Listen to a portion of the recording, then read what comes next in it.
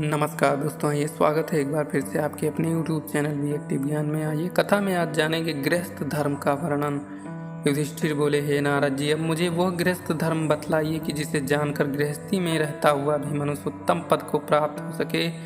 नारद जी बोले, हे राजन, गृहस्थ को उचित है कि वह अपने आश्रम के योग्य कर्मों को करता हुआ भगवान कृष्ण की उपासना में तल्लीन रहे और उस प्रकार वह जो कुछ करे सब भगवान वासुदेव को अर्पण कर दिया करे। इस प्रकार की श्रद्धा भक्ति से वह मुनियों की उपासना और सेवा किया करे। फिर मुनिजन जैसा बतलावे उस मार्ग से चलकर भगवान के अवतारों की अमृतमय कथाओं को सुनते हुए संतजनों के साथ बैठकर उस पर विचार करे। इस गान सत्संग और विश्वास पूर्वक इस कथाओं का श्रवण करे और क्रमशः स्त्री पुत्रों का प्रेम त्याग देह गृह से सर्वदा विरक्त रहे। व्यवहार योग जितना आवश्यक हो उतना ही पुत्रादिकों से बोले, वेशभूषा धारण रखे और माता पिता पुत्र भ्राता तथा हितैषियों के अनुकूल आचरण करता हुआ सेवकों सहित गृहस्थी के अपने सब कार्य करता रहे, किंतु ममता किसी से न करे। भाग्यवश जो धान्य वर्षा इत्यादि दिव्य वस्तुओं के योग से प्राप्त हो उसी को अपने कार्य में लावे और लोभवश संग्रह करने के फेर में न पड़े। अधिक चाहने वाला चोर और दंडनीय है। गृहस्थी आश्रम को चाहिए कि वह मृग, उष्ट, गधर्व, बानर, चूहा, सर्प, पक्षी, मक्खी को भी अपने पुत्रवत समझे। अर्थ और काम को कष्ट ही समझकर उसका वर्णन करने में लगे उतने ही में संतुष्ट हो जावे जो देश काल और भाग्य से मिले। फिर जो कुछ भी भोग उसे प्राप्त हो उसे वह कुत्ता, पतित और चांडाल तक सब प्राणियों में यथा योग बांट देवे। ऐसा नहीं कि स्त्री की ही सुभूषा में बे करे, स्त्री तो सब नरकों की जड़ है। इस प्रकार स्त्री की ममता त्याग भगवान विष्णु की पूजा और भगवत कथा के श्रवण में अपने को स्थित कर देवे।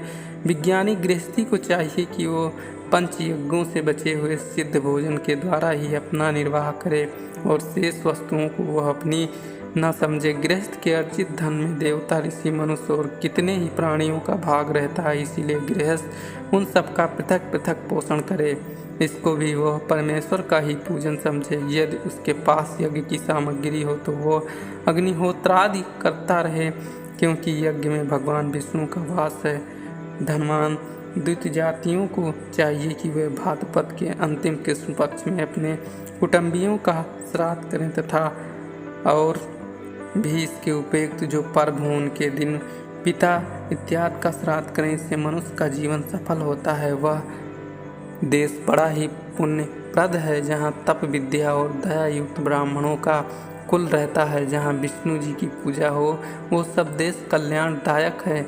जहाँ गंगा बहती है, पुष्कर आदि क्षेत्र, गया, प्रयाग, काशी, मथुरा, नैसिम क्षेत्र, पंपासुर क्षेत्र, प्रभास क्षेत्र, द्वारका, बिंदु सरोवर, बद्रिका आश्रम, नंदा, सीताराम के आश्रम, अयोध्या, महेंद्र, मलय इत्यादि कुल पहाड़ और जहाँ भगवान की मूर्ति प्रतिष्ठित हो वो सब स्थान बड़े ही पुण्यप्रद हैं। उन स्थानों का सेवन करना ही योग्य है। इन स्थानों में जितने भी शुभ कार्य किए जाते हैं वह सब विष्णु भगवान को ही प्राप्त होते हैं, क्योंकि एक विष्णु जी ही सर्वोपरि और परम पूज्य हैं। हे राजन, इसी से तो आपकी सभा में वह कृष्ण जी पूजे गए थे। मूर्ति पूजा श्री गणेश जी त्रेता युग के आरंभ में हुआ था।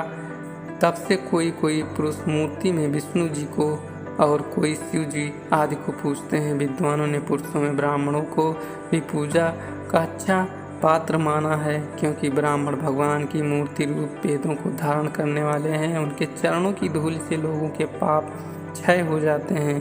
कृष्ण जी ने ब्राह्मणों को ही श्रेष्ठ माना है।